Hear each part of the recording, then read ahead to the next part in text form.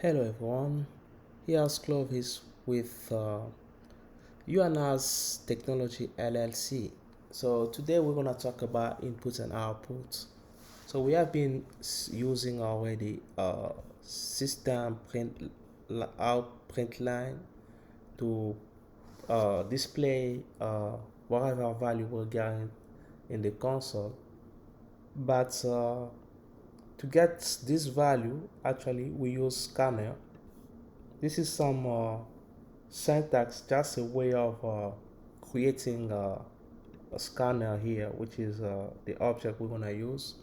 And if we want to put an int, we have to do scanner dot next int, and then we pass it like whatever whatever value we're gonna put in the screen is gonna be passed inside the integer here, and we just yeah, I'm just doing some calculation like to make sure whatever value we get in there we multiply by 3 and then we display in the screen.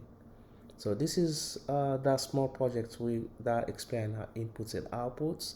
Let's see how it works. So I want to run it. We run it. So right now I click on the console and I want to type 8, and when I press enter it's giving me 24. So what's happening is like we pass scanner is reading 8, it pass it inside the number, and we do 8 times 3, and then we're printing it in the screen. So this is what we're doing. So let's try one more time for a different value. Let's do 10 and click enter.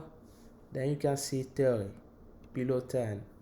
So 10 here, we pass it inside the number and we do multiplication. So we can actually also pass a string value. You can do like this, and we're gonna just print let's say we call it name,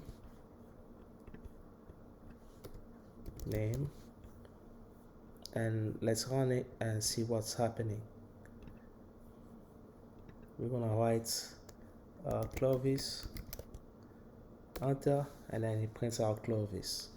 So there are this is the way we get inputs, and also we show outputs. There's also different way like using files, but we won't go through it today. That's it. Thank you. Have a nice day. Bye.